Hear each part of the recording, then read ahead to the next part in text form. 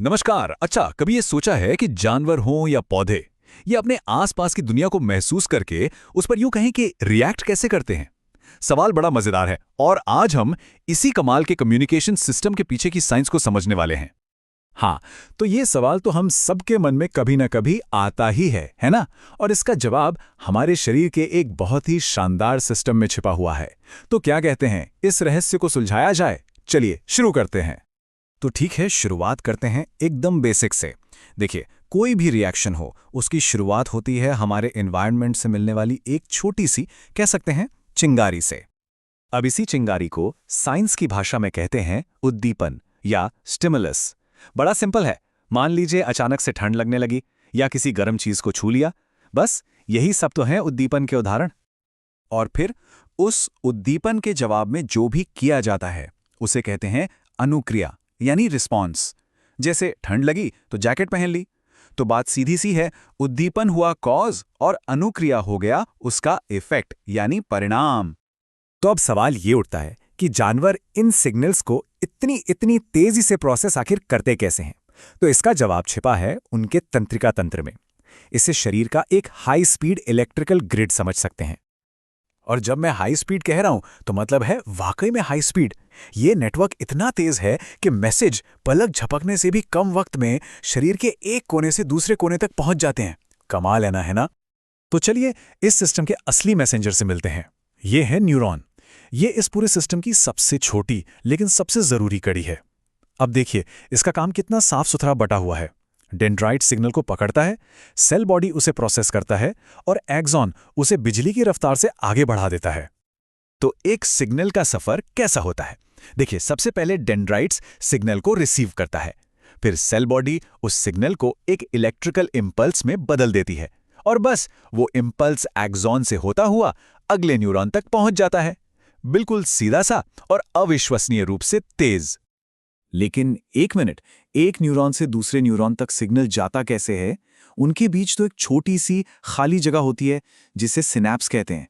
यहीं पर जादू होता है।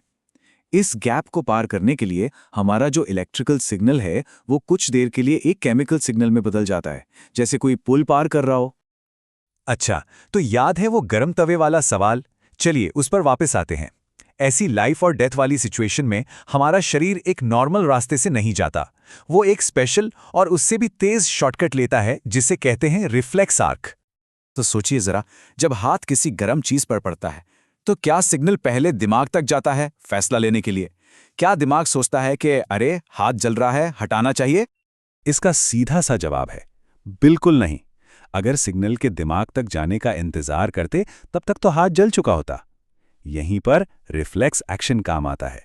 ये जान बचाने वाले एक्शन हैं। ये दिमागी फैसलों की तरह सोचते नहीं, ये बस हो जाते हैं तुरंत, अपने आप। और ये पूरी प्रक्रिया देखिए कितनी कमाल की है। जैसे ही त्वचा में मौजूद रिसेप्टर्स को तेज गर्मी का पता चलता है, वो एक एसओएस सिग्नल भेजते हैं, लेकिन दिमाग को नहीं, बल्कि रीढ़ की हड्डी को। रीढ़ की हड्डी एक लोकल कमांडर की तरह दिमाग को बाईपास करके तुरंत हाथ की मांसपेशियों को हटने का आदेश देती है और हाथ हट जाता है। दिमाग को तो पता भी बाद में चलता है कि हुआ क्या था। ठीक है, तो ये तो हुई जानवरों की बात जो तेजी से रिएक्ट करते हैं। लेकिन पौधों का क्या? उनके पास तो कोई नर्वस सिस्टम नहीं होता। तो फिर वो कैसे अपने कामों में तालमेल बिठाते हैं? वो कैसे रिएक्ट करते हैं? इसका जवाब है, वो एक बिल्कुल अलग सिस्टम का इस्तेमाल करते हैं। पौधों में न्यूरॉन्स नहीं होते, वो इस्तेमाल करते हैं हार्मोन्स का।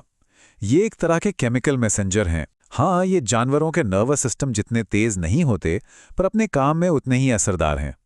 और पौधों का ये रिएक्शन हमें उनकी ग्रोथ में दिखाई देता है। इस दिशा वाली ग्रोथ को कहते हैं अनुवर्तन या ट्रोपिज्म।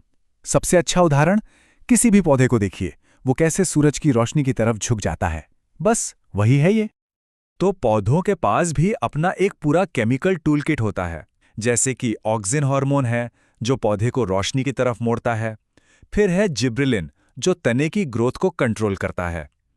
एक स्टॉप सिग्नल भी है, एब्सिसिक एसिड, जो ग्रोथ को धीमा करता है।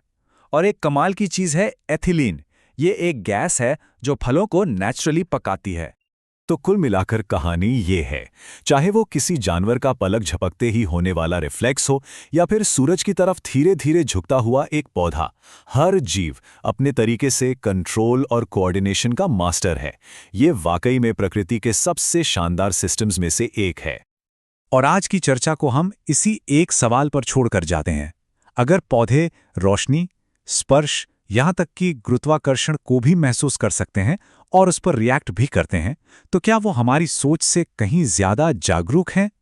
हम उनकी दुनिया को असल में कितना समझते हैं? इस पर सोचिएगा जरूर।